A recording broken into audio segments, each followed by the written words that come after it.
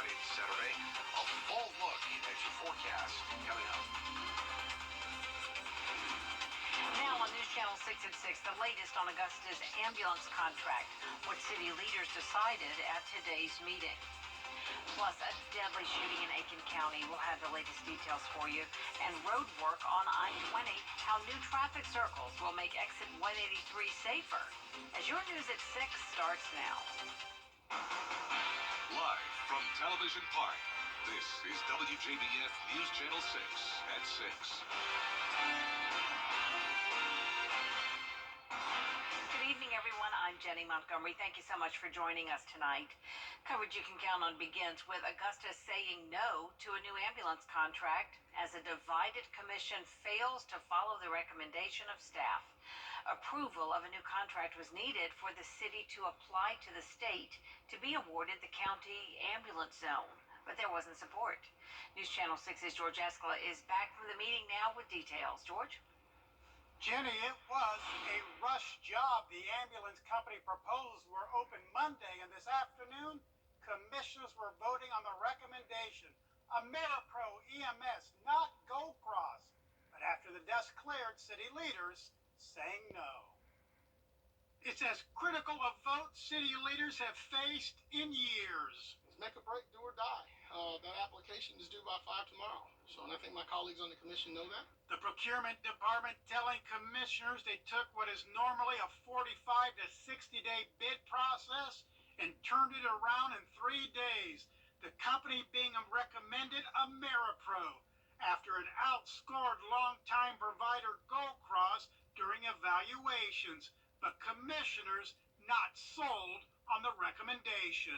My concern is the company has never did any coverage over 22,000 residents, and Augusta's 207,000.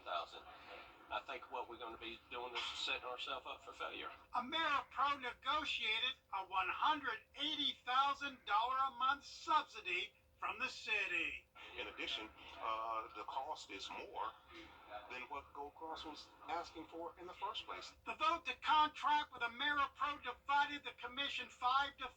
Mayor Johnson breaking the tie, voting no on the contract. The city staff was tasked with going to the table and creating a contract that would make sure that ambulatory care was given to our citizens. And that contract was not taken today because of bad politics. It is disappointing that we gave staff a job to do. They did their job, and we did not listen to what they had to bring back to us. But opponents said the recommendation left too many questions unanswered. So much subjectivity on how it was graded so differently between the two companies, and yet we couldn't ask any questions on the why. The city attorney telling commissioners that not having a contract will likely doom Augusta's chances to be awarded the county ambulance zone with the application deadline Friday. But commissioners calling a meeting for tomorrow to vote on pushing ahead and apply for the ambulance zone without the contract. Remember, Gold Cross is still operating on a month-to-month basis, so this ambulance saga plays on. Jenny? George, thank you so much. It is time now for a check of the weather. Here's Chief Meteorologist Tim Miller. 2 minutes, Jenny. All right, Tim, thanks so much. Aiken Public Safety investigators are looking for a murder suspect tonight. Last night, officers found 2 men shot at a Burger King on York Street. 31-year-old Alan Black Jr. later died at a hospital. The status of the other victim is unknown. People who live nearby say they're concerned about the amount of crime in the area. We hear the gunshots every other night. We hear police all the time. We hear gunshots. The thing is, there's a lot of good people in this neighborhood. A lot of people who came in and tried to clean up. Investigators are not saying if anyone has been arrested in the shooting. We now know the identity of a man killed in a crash in Aiken County this morning. It happened around 11:30 on Columbia Highway. Investigators say a tractor-trailer and a motorcycle crashed. 37-year-old Chance St. Clair was pronounced dead at the scene. An autopsy has been scheduled. What many say may seem like endless construction on the Appling-Harlem Highway exit off I-20 near Amazon could soon be coming to an end. News Channel 6's Hannah Latier is live at the Appling-Harlem exit now with more. Hannah? If you've ever gotten off on or traveled near the Harlem Appling exit, you know how crazy it can be. But after some delays in construction, it's about to be completed. GDOT began construction on the exit in 2020 to fix safety and traffic issues, as well as build a new bridge and 2 roundabouts. They finished paving the roads and opened the roundabouts on Thursday. Updated signage will be complete by February 13th, and then all that's left to do are some finishing touches.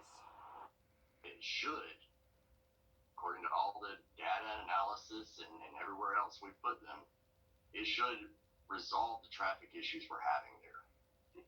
No matter whether we have Amazon trucks or shift changes, we know we have a lot of traffic there.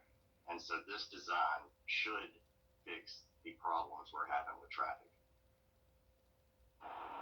Construction is set to be complete by the end of March. There are a few other updates that are linked to this story at WJBF.com. Live in Harlem, Hannah Latier, WJBF News Channel 6. Coming up, fighting for mail service in McCormick County. Why a retirement community may be losing access to the post office. First, though, a look at what's ahead on News Nation.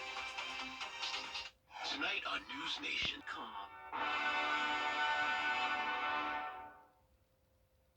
Welcome back, everyone. Homeowners at a retirement community in McCormick County staged a protest today at their local post office. They're hoping to keep their mail service because it looks like it's coming to an end. Tiffany Hobbs has more about the community's concerns. Many in the Savannah Lakes Village community have to travel several miles to get their mail from the local post office. But soon, they may not be able to get their mail at all.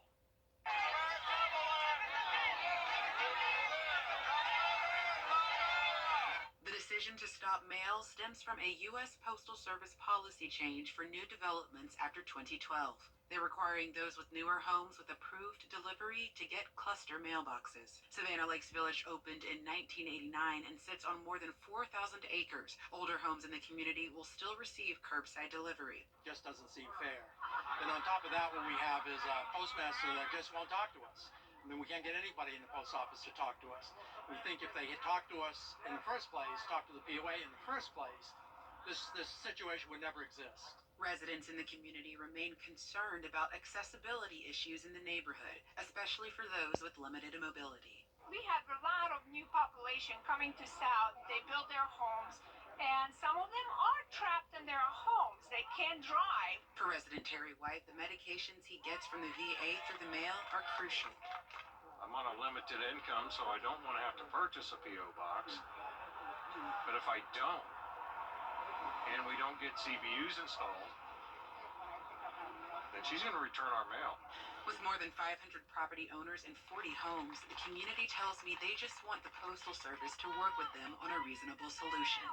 As much as we appreciate everybody coming out and the public support for this, I think the only way this is going to be resolved is through a court process. We've reached out to Postmaster Evelyn Case, left a voicemail, and are awaiting a response. In McCormick County, Tiffany Hobbs, WJBF, News Channel 6. Tim joins us now for another check of the weather, and we're getting some rain. Yeah, we sure are. Just at WJBF.com. All right, thank you so much, Tim. Coming up, the Hawks make some deadline trade deals and hear from some former teammates of Silver Bluff's Taryn Jackson as he gets ready for Super Bowl 57 with the Eagles. Ready to download it today. Now, WJBF sports coverage you can count on. Former Silver Bluff Bulldog standout Taryn Jackson is in Arizona with his Philadelphia Eagles getting ready for Super Bowl 57. The second-year defensive lineman in line for a Super Bowl ring if the Eagles can win, helping with the practice squad. After his days at Silver Bluff, Jackson played at Coastal Carolina, where among a long list of honors and awards, he was the 2020 Sun Belt Conference Defensive Player of the Year, drafted by the Eagles in the 6th round of the 2021 NFL Draft, now set to play on the game's biggest stage. We talked with two of his defensive line teammates from his days at the Bluff, Yasiel Dell and Carneal Hall, who say it's no surprise to see their guy living his dream in the NFL. It's bigger than football. Taryn's been doing a great job up to this point, been an outstanding person, been an outstanding family man, outstanding leader, just taking the time out to talk to us throughout the week while he's in the Super Bowl, man. That lets you know how humble he is. So, like you said, if you come in and work hard, you got a good chance to do it as well here too. His hard work is paying off. Like, there's nobody I think I'd rather see in the position that he's in. Like, it's countless days we've seen Teron here almost spewing over, like just working himself to death, and it's just paying off. It's just paying off. Hard work is paying off. Well, the school and the whole community fired up about it. They're going to hold a special day on Friday to honor Jackson, asking everyone to wear white, black, or midnight green. And Jackson himself has a special message. Here's part of it for his hometown. Like I said, man, I really just want to say thank you to everybody in the community, from teachers, coaches, even the support staff, anybody, athletic trainers that help me, get through injuries and stuff. I thank y'all, and what I'm doing now, being in this Super Bowl, y'all are part of it too. So, you know what I'm saying? Forever bleed blue. I love this community. We just gonna keep striving, and, hopefully we have more people like me and, more people that, come from the community and, come back and do stuff. I'm just getting started. I'm gonna do another camp this year, and I'm looking to do more and more in the community. So, thank you.